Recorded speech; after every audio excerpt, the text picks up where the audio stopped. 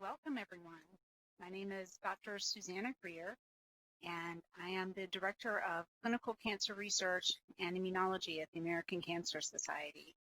I want to thank you for being with us here virtually for the nationwide launch of the American Cancer Society ResearchHERS campaign. I'm your moderator for our panel discussion today, and I'm joining you from my home in Atlanta, Georgia. Before we get started, I'd like to acknowledge and thank some of our key presenting sponsors who are supporting this effort from across the country. Chevron in San Francisco, Lilly Oncology in Indiana, Massachusetts General Hospital Cancer Center in Eastern New England, Northwell Health in Greater New York City, Pfizer in Knowledge Corridor, the University of Cincinnati Healthcare in Cincinnati, and Zangmaster Cancer Center in Columbus. I'd like to also thank several other sponsors who are appearing on your screen as well. Thank you all for your generous support, which is more critical now than ever.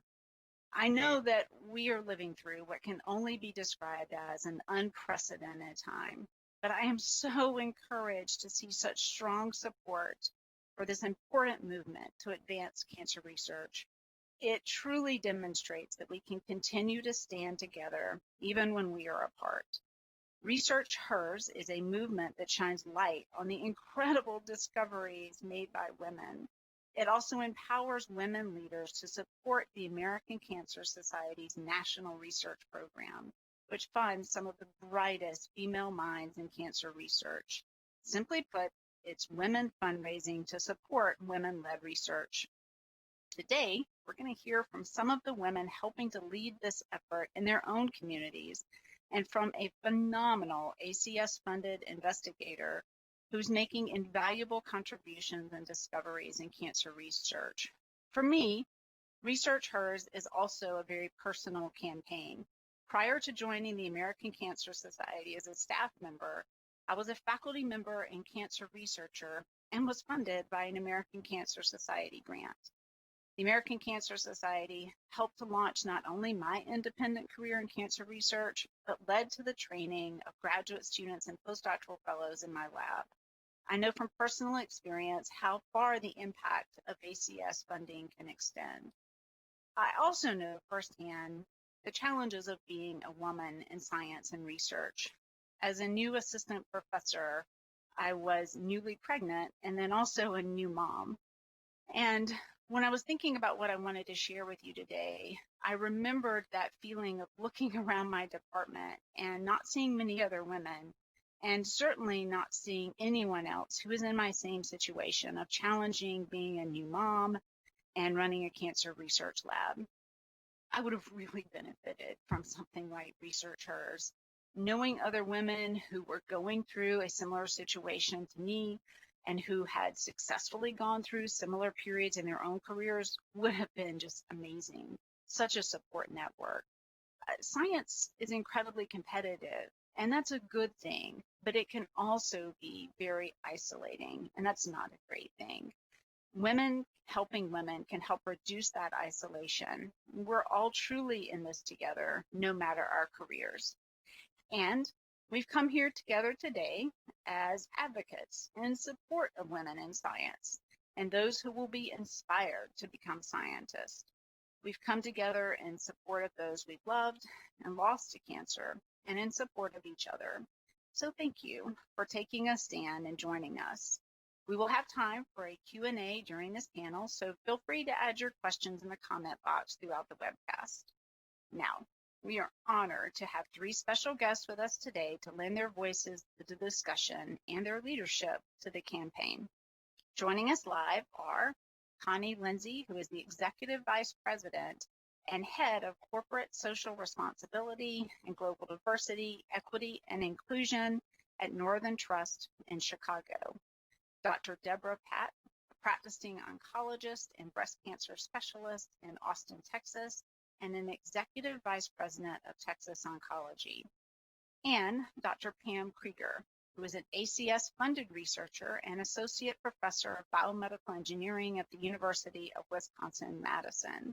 Thank you all for joining the webcast today. So first, to get us started, I'd like to ask each of our panelists to share a bit about themselves. Let us know, why are you passionate about the ResearchHERS effort and supporting women in science and cancer research? Connie, I'd like to start with you. Thank you, and greetings. Thank you to everyone joining us from all over the country today. I bring you greetings from my home in Chicago. I am most interested and just enthusiastic about the research and the work that's being done for a number of reasons. Number one, cancer has certainly personally affected my life and those of individuals whom I love. I've lost friends and family members to cancer. Secondly, it is the importance of the voices of women and young girls who look to women researchers as role models. It is letting them know that what they dream, they can be because they can see it.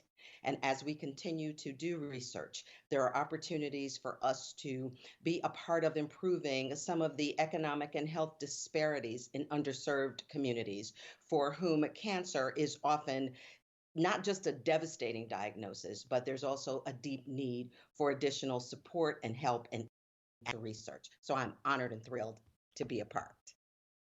Thank you, Connie. Dr. Pat, same question for you. Could you introduce yourself and tell us why you are passionate about the ResearchHERS effort? Sure. So I'm calling you from Austin. I'm a vice president here of Texas Oncology for Policy and Strategic Initiatives. And I'm passionate about cancer research and the ResearchHERS initiative because research cures cancer and empowered women empower women. It's the seed of the investment in research for women that grows to the tree that develops the fruit that the rest of us eat from.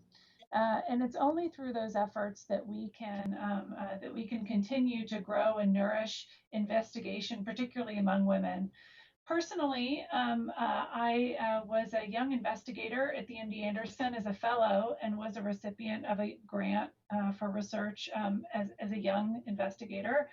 And through that, it actually shaped my career path because my interest in health services research and how policy and health services research and clinical informatics intersect has shaped my career path moving forward and helps me think about clinical decision support as an investigator and how that ties to clinical care delivery and operations.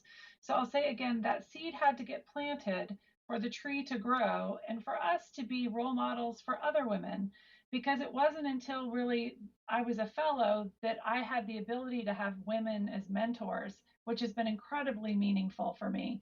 So I think the ResearchHERS initiative is so important because it allows us to give investments in women and their research, allow them to contribute to that story. I also think maybe differently than our male counterparts, having grant-funded research allows us to give a longer lead to that research. It gives us a greater reach for that research to be meaningful and facilitates our professional development, which may have some external biases that without the objective research grant award or titles that empower our educational initiatives could be more subjective. Okay, thank you so much, Dr. Pat. Dr. Krieger, same question for you. Please introduce yourself and share with us why you're passionate about the ResearchHERS effort. Thanks. I'm joining you from Madison, Wisconsin. You're actually in my basement right now. And I'd like to say thank you for the opportunity to talk about this. I've personally found having women as colleagues, as mentors is essential. And I've very much enjoyed the different perspectives that women bring to science. For example, my research is in ovarian cancer, so a female-dominated or female-only cancer, and we bring different perspectives and different questions that we are going to ask. We face different challenges than our male colleagues, and so having additional opportunities to support us and provide mentoring networks, I think, is essential. Okay, thank you. Thank you all so much. All right, well, I'm excited. Let's get started. I think, Connie, I'd like to pose the first question to you as we wait for questions to come in through the comment box. So, Connie, as you know, 1 in 3 Americans will battle cancer in their lifetime. It can be really hard to believe, quite frankly, that a single person can make a difference, but collectively, we're a force like no other. So for the ResearcHERS program, this force is actually led and championed by our program ambassadors, women who are bringing this movement to life in our communities and across the country and influencing others to support women-led cancer research efforts. Words of support are what I would love to hear. So what words of encouragement do you have for those committed ambassadors who are watching right now, or those who are considering supporting this program? Well, the first thing is thank you. Whether you are already supporting, our deepest gratitude to you for getting into the process, for doing what you can wherever you are with what you have to support the ResearchHERS cancer research movement. Secondly, if you're considering getting involved, and oftentimes people will say to me, well, I don't have a lot of money or I don't have a lot of time. There is a quote that I share with people, and it is, if you think you're too small to make a difference, try sleeping in a closed room with a mosquito. All of us can do something.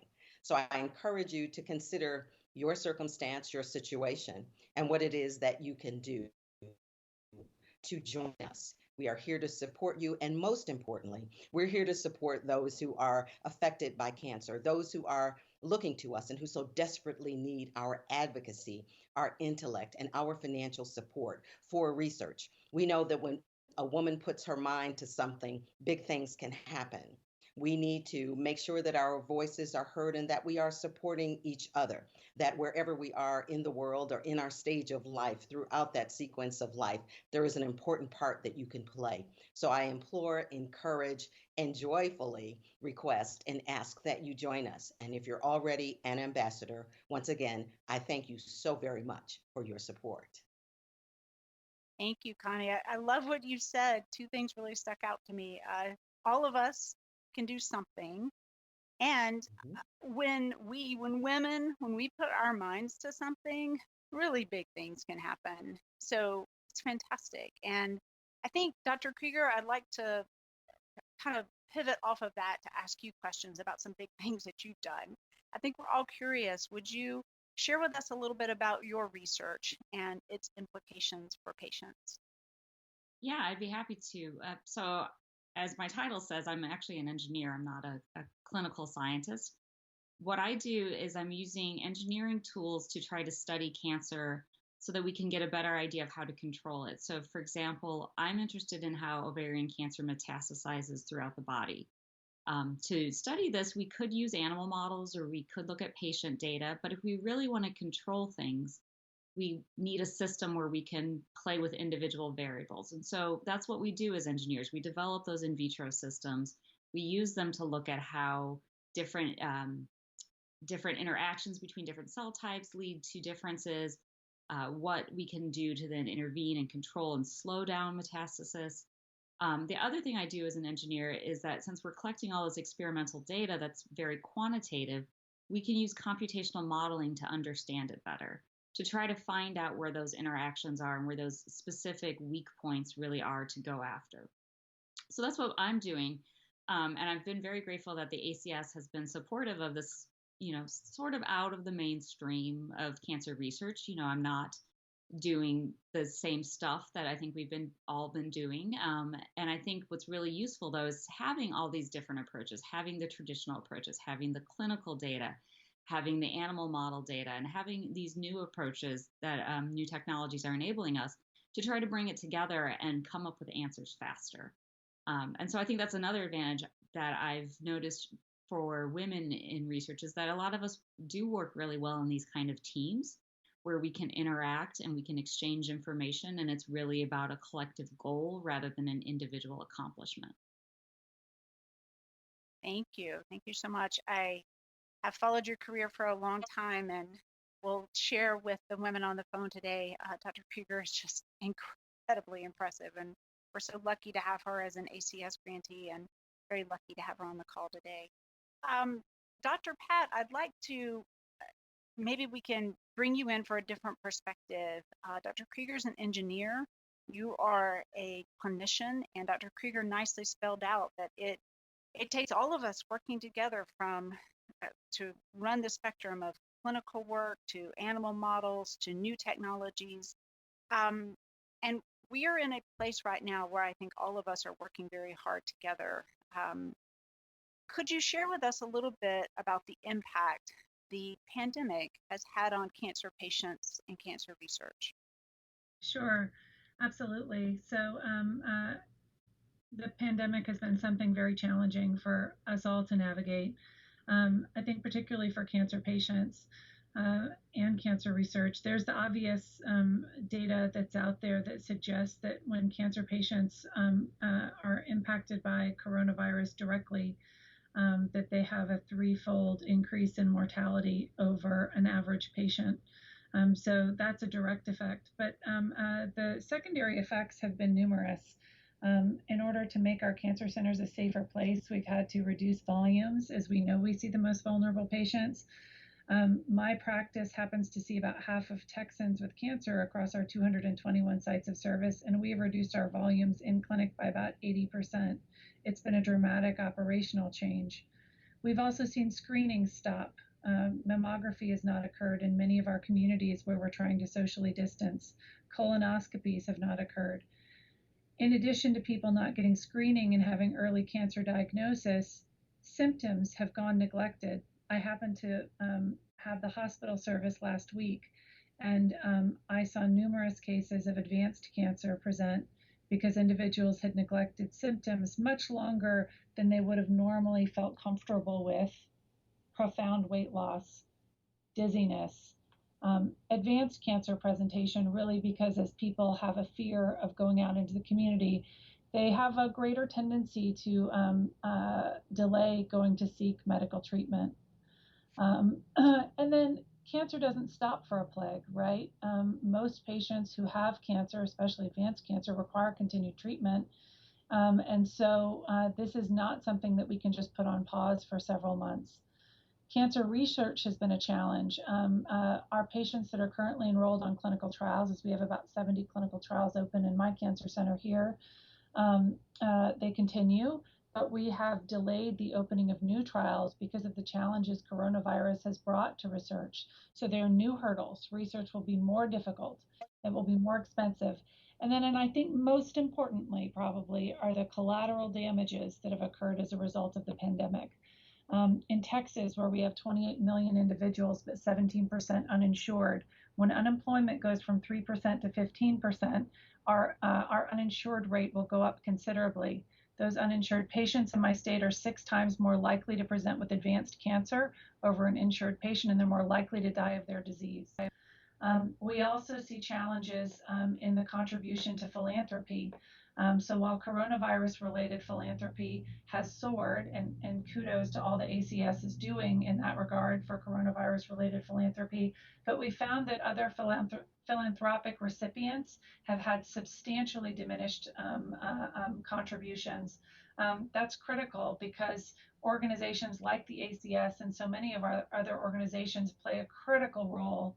I think those collateral damages or those tertiary side effects that we see as related to unemployment, decreased wages, furloughs, are going to really have an impact for some time to come. So this has been a challenge on many levels, will greatly impact research. And I think that ResearchHERS is one effort that will help us navigate this climate more effectively. Wow, thank you, Dr. Pat. You did a really wonderful job of outlining just how challenging this time is and how difficult in so many aspects. I'm seeing lots of questions about inspiration, and I think it's interesting to reflect on the fact that many of us, if we are cancer patients or survivors or caregivers, have been so inspired by you and your colleagues and are really grateful for all that you are doing to help us during what can only be described as just an extraordinary time in history. So thank you. I also think about folks who may be inspired to pursue careers in clinical service or in research because of what they're seeing now. And so I think, Dr. Krieger, I'd like to ask you first, but could you tell us what inspired you to pursue a career in research? I think that would be really interesting for our listeners to hear. It's actually really hard to put a finger on it. I always liked science. I always liked math. I think, like a lot of kids who like science and math, I thought, okay, I'll be a doctor. I'll pursue an MD. And as part of my undergraduate experience, you get the message, okay, if you think you want to go to medical school, having research experience will make you a more competitive candidate. So I tried research and I really liked it. So I then started to think, well, maybe this is actually the right path. But I was a chemistry major and I didn't think I wanted to be a chemist. And so I started considering around and then landed on engineering as kind of a way to bring the mathematics back in. In terms of moving into ovarian cancer, that was actually inspired by watching a close friend of my sister fight and unfortunately lose her battle with ovarian cancer. And I found like a lot of people with a scientific background, when somebody in the family or a friend of the family Okay. gets sick, you get asked questions. And so I started looking more into it and got very interested in it. Oh, that's awesome. You and I have more in common than I knew. I was a chemistry major as well, and also really liked it, but didn't want to be a chemist. I think it's just amazing how many women try science and math for the first time and then realize, oh my God, I am really good at this. And what a great feeling. Dr. Pat, do you have a different perspective? What inspired you to pursue your career? So, Dr. Greer, like Dr. Krieger, I also was interested in math and science, and also dabbled in research early in my professional path. So, when I was in college, I did research in molecular biology. My bet is Dr. Krieger was probably better at the math than I was. Um, so I dabbled in molecular biology and actually started medical school like Dr. Krieger. I thought, I'll be a doctor and a scientist. So I started in an MD PhD program thinking that I would do molecular biology. But at Baylor College of Medicine, where I went to medical school, they had this program where they put us in the clinics right away. And one of the first women that I met in the clinic, my first year in medical school, was an 86-year-old woman that was dying of metastatic cervical cancer. And for those of you who understand a little bit about preventable cancers, you know that really people today shouldn't be dying of metastatic cervical cancer because that is almost an entirely preventable disease, both because of screening and now because of vaccination. And it sort of put me on a different path. I decided that I didn't want to pursue molecular biology, that I was much more interested in how healthcare data, health services research, public policy, and care delivery really influenced the health of Americans, of people. And so it sort of put me down a different path. And I finished my master's in public health and with an interest in policy and health services research. And I do a lot of that today. So today I'm the editor-in-chief of a clinical cancer informatics journal for ASCO. I do a lot of clinical informatics research and decision support. And I spend a lot of time on policy. I actually eventually did finish my PhD in healthcare economics and health services research. And so, actually those early interests and having experiences to help guide and direct them really did lead me to where I am today. And I use that on a day-to-day basis. I use that daily as I think about healthcare delivery for Texans. I work with the Texas Medical Association. I've testified before Congress on healthcare policy. So I'll say it's those early interests and those early investments that has really shaped where I am today that were critical in my professional development. And that's one of the reasons why ResearchHERS, I think, is such an important investment in research efforts for women, because without that kind of influence, my career path would be very different today. Oh, wow. Those are two really great stories. I loved hearing from both Dr. Pat and Dr. Krieger about your career trajectory. And Connie, I think I'd like to pose this question to you. So a lot of what we just heard from Drs. Krieger and Pat was about decisions and how they made their decisions moving forward, and about their early interests and the investments that were made in them. What would you say to young girls now who are making similar decisions about their careers and maybe thinking about careers in math and science and research and clinical focus?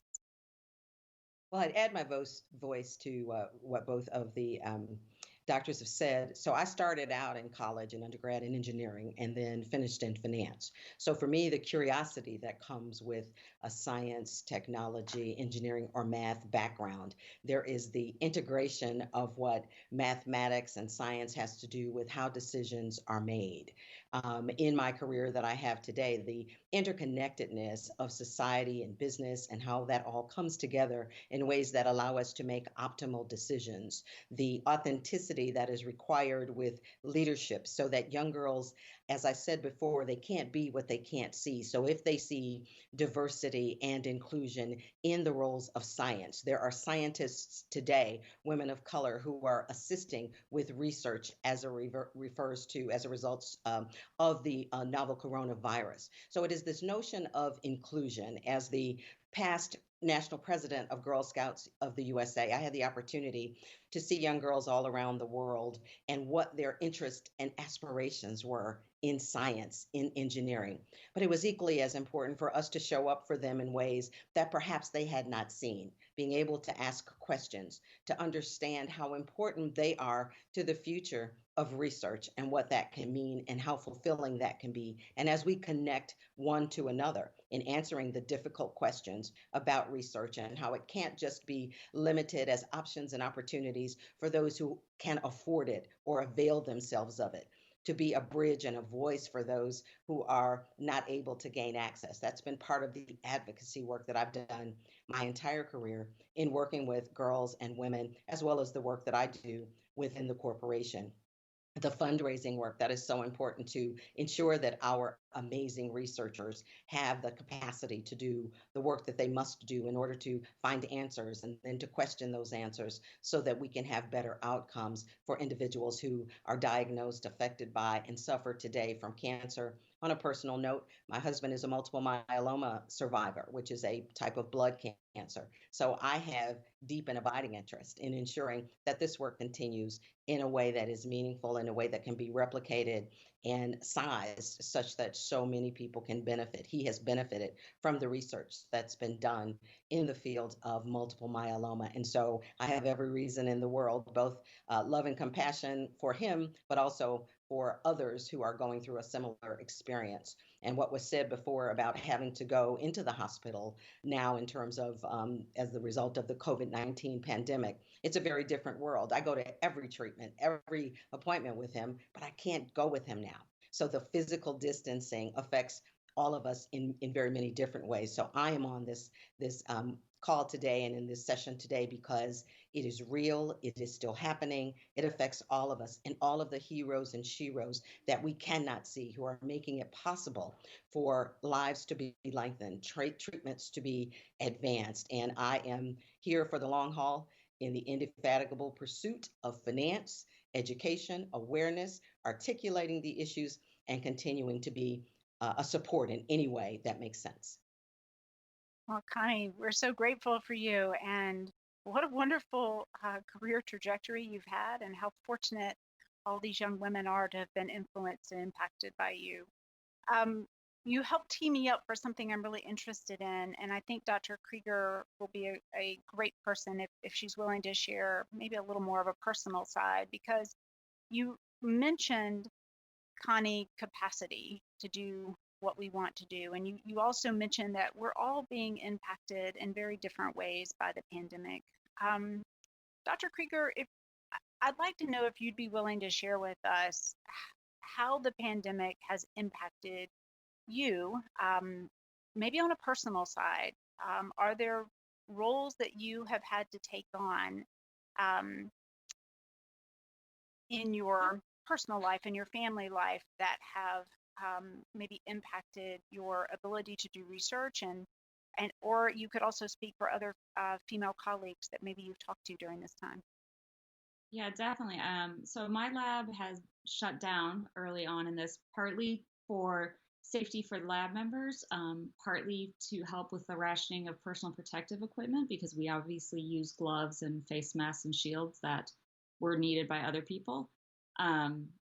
And so as a result, we're all working from home. And I think initially a lot of us sort of had this like, oh, yay, working from home is so much easier than, less distraction. But of course, at the same time, our schools and our daycares either shut down or, in the case of the daycares, have limitations to support truly essential workers. So I've now learned how to be a homeschooling to a third grader and a 4K.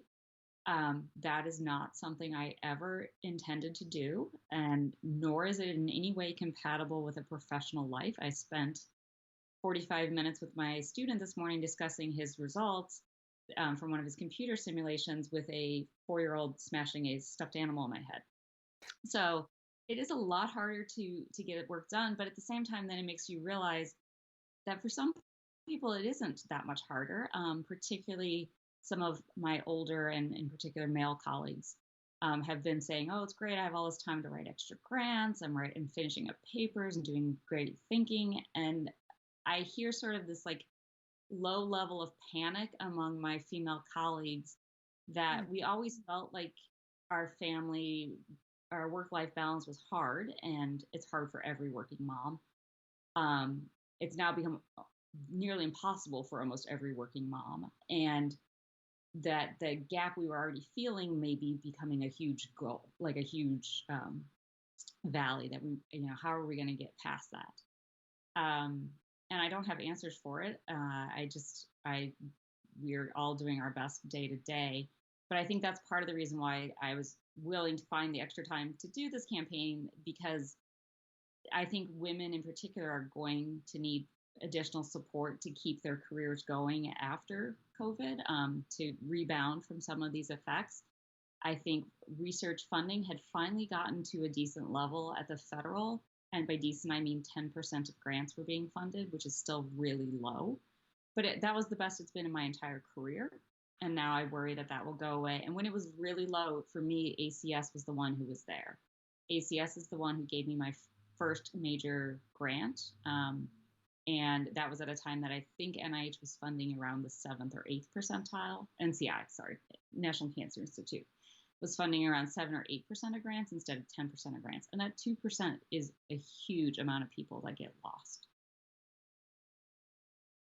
Wow. Well, thank you for your willingness to be so candid with us. You're right. Work-life balance is hard always.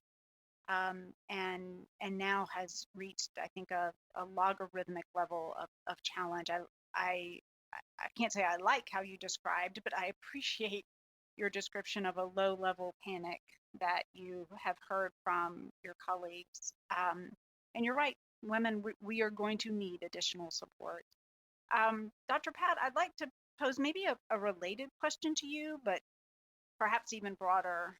I certainly would welcome your comments on the situation now, but even broader, I think our listeners would be really interested to hear, Dr. Pat, what do you see are the biggest challenges for women in science and research? And maybe a two-sided question, how would you be willing to share ways that you have personally kind of managed these challenges? Sure. I think it's a really important question. I think it's really important to talk about. Because I think that we all operate in navigating this new landscape before us with better navigation tools, which is more information. So I'll say that external biases remain. There is not a female leader that I know that has not been subject to them. And whether it's sexual discrimination or gender discrimination, or trying to manage how you have a child and continue to have professional development, or being on a different track to having tenure, getting your research funded in a timely manner. Those are challenges that remain. And I'll tell you that among all of those, there is not a successful professional researcher that I know that's a woman that has not had to navigate some of those challenges. So they remain. So, just being candid, know that that's out there. And I do have words of wisdom. born from scars of experience. Um, One, to be your own ruler. Know that there is going to be a benchmark that other people will always measure you by, whether it's that, oh, you didn't care enough about the science that you went on to have a child or three. Thank you. That you need to measure yourself, as opposed to knowing that other people will always be judging you for the decisions that you've made. Be your own ruler, and be comfortable with your own decisions. I would say never complain and never explain is a second rule that I have, because know that other people don't always need to know that you have to leave work early because you have to see your kids' performance. Maybe you just have to leave work early. I think having good partners is really important. Having women mentors is excellent. A very helpful spouse is probably the most important thing, and a peer group that you can draw upon. And I will say to invest in your professional development. So I think as women are more subject to subjective evaluation of their professional accomplishments, the objective measures of grant funding and the degrees that you have behind your name and the leadership roles that you've held are objective benchmarks that no one can contradict. And so I think those are good pearls of wisdom: to be your own ruler, never complain and never explain, recognizing that you're not going to be everything to everyone all the time and you're going to miss some stuff, to have good partners and invest in your own professional development. Oh, Dr. Pat, that was awesome. I feel like we need a list of, we need to share that list out. Thank you. Well, I do want to, I agree with the general advice, but actually I've sort of taken a different path in terms of, I do explain where I'm going, because I think it's important to normalize that you can be a human being and be in science. And maybe that's more of less of an issue in other parts, but particularly in the academic world, there has sort of been this, like, you should give your entire life to science. And I don't think that that's true. And I actually don't think that makes you a good scientist. So I do actually tell people when I'm leaving to go to do something related to my family, because I want them to understand that that's okay, that that's part of us building a healthy culture in science, is to allow that, and to still, again, as you're saying, have the objective things, like I've done well still. So for people to see that and to see that that's normal. This is Connie. If I could add to that as well, I think it is critically important that we operate from a space of authenticity and that each of us has different approaches. All of us are not moms. All of us may or may not have a partner. So when I think of this, I think of it in the context of inclusion and equity. As a woman of color, it is not just the barriers that I've faced as a woman, but certainly race and ethnicity have a lot to do with the barriers that I face. And so I agree wholeheartedly that it is important for us to be authentic, also to make sure that we are clear about what it is we are expecting from our work experience. And I refer to it as work-life integration, because if we're ever going to advance the discussion about childcare, elder care, or whatever those different needs might be in the workplace, we are not maximizing talent if we're not showing up as who we are. I define diversity, equity, and inclusion in this way. Diversity is being invited to the dance. Inclusion is being asked to dance, but equity says I get to pick the song.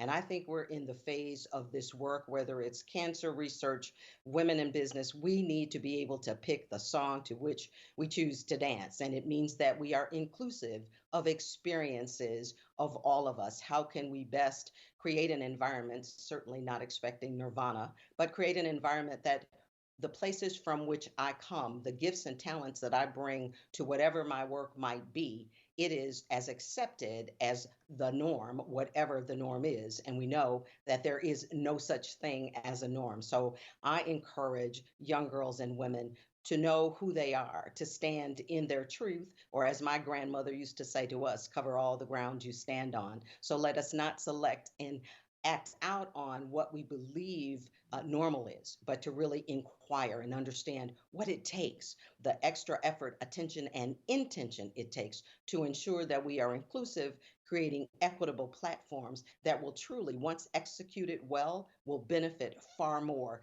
than just a singular focus and view. Mm. Oh, you ladies are just awesome. All right, Connie, I'm going to put you on the spot again because Dr. Krieger and Dr. Pat were willing to level set with us. So I'd like to ask a similar question to you, and that is, can you tell us, do you think the challenges that women in science face, are they similar or are they different from those faced by leaders in the corporate world? And maybe how have you personally navigated challenges that you've faced as well? I think there are systemic and structural biases for women and people of color who are working within systems that were not necessarily created with them in mind. So these structural and systemic biases, whether it is the perception that people have of what a scientist looks like. If you ask, do they typically see a woman in that role? Do they typically see a person of color in that role? The same is true in business. So how do we address the systems and structures that preclude us from having equal and equitable access? And it is important for us to think about that. And throughout my career, yes, I've experienced systemic structural bias, racism, all of those things that can happen in one's career. But I've had good sponsors, mentors, coaches. I've had the support of a good network of women. And equally as important is something that I learned from my mother is resilience, being able to navigate the whitewaters of all that can happen to us in whatever our career choices are, but being courageous enough to speak up and developing the ability to build networks and allies in meetings. If we have other women in meetings and we see that one of our women is not being recognized or asked, we should encourage that person to be involved and engaged. If I'm in a meeting and a woman says something and a guy repeats it, I go back and say, well, this is what name of the woman said. This is important. Let's hear and understand what she says. And that requires the kind of courage to be able to stand up for that. And I know it's different for each of us based on where we are in our careers, but we have to be willing to do that. And if we don't model that behavior for other women and young girls, they won't believe that it can be done. It is not easy. I often say I have to be willing to stand alone for a particular subject, or certainly in this case, when I'm talking about equity and inclusion, it is my willingness and my courageous ability to stand alone, but also to build allies. We're not talking in ResearchHERS about excluding men, but what we are saying is we are investing in women. And so with us standing together as allies, we're going to benefit not just women, but the entire population. But our focus right now is investing in women because we know that there's amazing research that women are doing.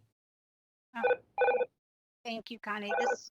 Hearing from all of you, this is the best I've felt in a long time. So thank you. I'd like to pivot to another, what I think is a really positive spot, because Dr. Krieger, I don't want to let you get off the line and off this webinar without telling us a little bit about your most recent grant from the American Cancer Society. You have a Mission Boost grant, which is a very special grant from the ACS that is a reinvestment in some of our most outstanding investigators. So could you share a little bit about what that grant in particular has meant or is meaning for your work? Yeah, so I'm really sad that we're not working on it as much right now because it is in the state where we really need to be in the lab. What the grant is for, in our prior grant, we had used one of our in vitro systems and we had found this interesting interaction where an immune cell seems to make it easier for the cancer cell to spread to a new site in ovarian cancer. And we did some very preliminary animal testing and we found the same thing. And it was sort of at this stage, we didn't really know what to do with it next. I'm not going to go run a clinical trial. I'm a PhD, and it's certainly not ready for a clinical trial. We need to do some more refinement and understanding of what the best steps are. And the Mission Boost is intended specifically for research sort of at the point of like, okay, let's see, can we go forward? So in the first 2 years, it may take us a little longer than we thought with COVID, Our plan is to do some more of those animal studies, do longitudinal studies to see if by interfering with this mechanism, can we actually slow tumor growth down in mice? But at the same time, be collecting patient samples and be looking to see how prevalent this mechanism is in patients. That's another area where COVID has actually really challenged our life, is even if we were in lab, we're not allowed to get those samples because of the potential risk of transmission, since we don't have enough testing going on right now. So I don't know how quickly we'll be able to get back to that, even once we get back to the lab and can do the animal work. But the goal of this is, if we see promising results, the mission boost then allows us a second stage based on the preliminary results. So the best ideas hopefully got into the first stage, and the ones that pan out will get to the second stage, where we will do an early clinical test. I have a clinical collaborator, and they've helped me to design what is sort of that like first stage you should do in humans before you would motivate a giant trial, like some of the trials that Dr. Pat was talking about that are ongoing. And that's also an area where COVID is going to make it very challenging until that's under control, is to do these early trials, because you need to accrue patients, and we can't do that at this point. So unfortunately, it's not making as fast a progress as I would like. That's part of research, is learning how to accept slowness in progress, but usually it's a little more under your control than this. Well, we are extraordinarily excited about you and what you're doing, and we will be ready for those results when they come, with the understanding that, of course, things will be a little slower now, but honestly, with people like you on our side, there's going to be some amazing, amazing science that comes out of this study. So thank you. I think, Dr. Pat, I'd like to ask, before we get off the phone, maybe one more question to you. And that would be, could you just tell us, if you're willing to just level set with us, what has been your biggest challenge as a female in your field? I think Connie did a great job of discussing that we have, there are a lot of systematic biases, I think, that women encounter that can be variable. And I think that trying to resolve those is challenging. And we bring to that our own personal issues. I have 3 children. My first during residency, my second during fellowship, and my third when I was done with training. So navigating that with an incredible husband who's also a physician, and thankfully an incredible partner, it has been a challenge to be a leader and a researcher in cancer care. So I think that those same challenges are pervasive. They're not going away. I'm so grateful that there are wonderful mentors like Dr. Greer and Dr. Krieger to help with the next generation of women that need guidance down this path. And I have to say, I personally invest in it. So I'm involved with other groups that fund research for women as well, and take personal time out to mentor women, because I think it's a better path forward.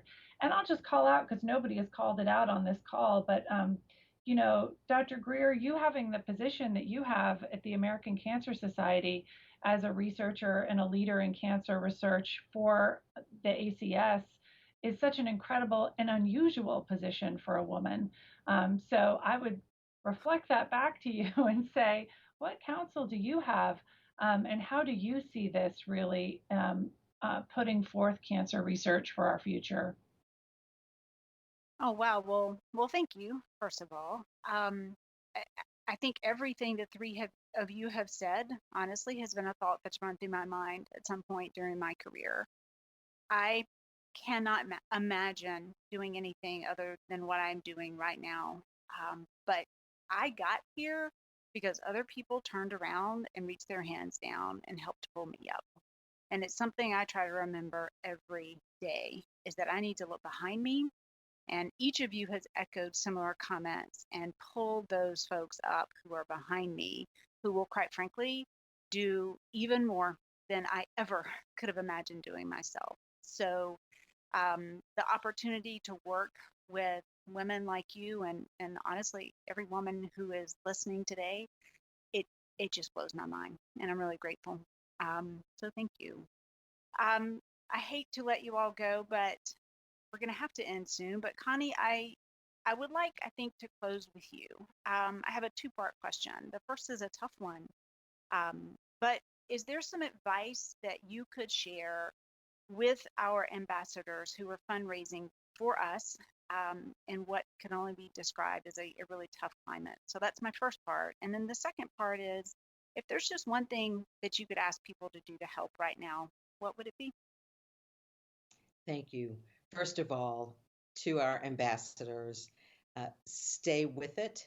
We need your help and support. You, wherever you are, all around the country, are so critical. You are that one person who, when connected to this broader work of researchers, you're making all the difference. Without you, this work cannot be done. And collectively, we are a force to be reckoned with. And cancer is that force that we are moving. We might be doing it incrementally, but without you, it cannot be done at all. So we are all grateful that you are there with us. Continue to seek, knock, and ask, because as was said before, we want to continue to invest and broaden this, even with the challenges and headwinds that we face in light of the pandemic. Stay with us. We're here to answer your questions, to be encouraged by it. What I've heard on the call is energized me, and I'm a pretty high energy person. But knowing that there are these women who are incredibly brilliant and talented that we're lifting as we climb, that if someone had not spoken up to ask, why are there not more women researchers? Why is it that we are not seeing the kind of investments being made in women doing research? And the big why, how long and when will we be able to say that there is an equitable way for women to do research? So stay with it. You are making a difference. We see you, we hear you, you matter.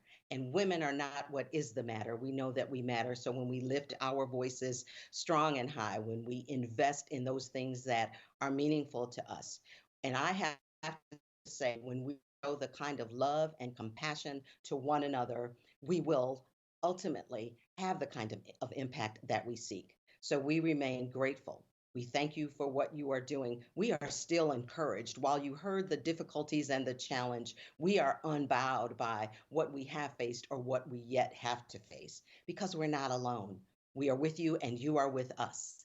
And so as all of us are doing the work in the places where we are, I wish you divine good health, a connection to another human being, even though we're practicing physical distancing socially and spiritually. I believe we are connected. And while many of us are wearing face coverings, if our eyes are the window to the soul, let us look into the eyes of our fellow human being and wish them great peace, great health, great hope. So thank you for all you're doing. And I look forward to seeing you in a research lab somewhere. Thank you. Thank you, Connie. Uh, the American Cancer Society is a top supporter of women in science, and proud that almost half of the American Cancer Society grantees are women, most of them in their early careers. Since 1946, the American Cancer Society has invested more than $4.9 billion in cancer research, which is more than any non-governmental organization. That achievement, and the reason our research program got off the ground at all, was also thanks to a woman. ACS volunteer Mary Lasker helped raise the first $1 million to establish and fund the Society's groundbreaking research program to find more and better treatments, to uncover factors that may cause cancer, and to improve cancer patients' quality of life. Since the beginning, women have led the way, and the American Cancer Society, with your help, is ensuring that they continue to do so. As we conclude today's webcast, I want to thank Connie, Dr. Pat, and Dr. Krieger for joining us and for all that each of you do. I also want to extend our appreciation to all of you who were able to tune in, and for your commitment to raise at least $2,500 in support of women-led cancer research. We hope your involvement in this campaign is both fun and meaningful. So what happens next? Well, throughout the months of May and June, you are joining nearly 1,000 ambassadors from across the country to create a surge of energy around sustaining the investment in female investigators and shining a spotlight on the important contributions of women in science. Following today's launch, you'll receive a communication from the American Cancer Society and a short video. The video will provide more details on next steps, so please be sure to check it out. And for all of you who are joining us today from across the country, please know that your support means so much to so many at this critical time. Thank you all. There is a lot at risk right now, including the fight against cancer. Women-led research is integral in that fight, and we need you to sign up right now as ResearchHERS ambassadors or make a direct donation online to support women-led cancer research. The website is in the chat box and is on screen momentarily. Again, many thanks. Please be safe and be well, everyone.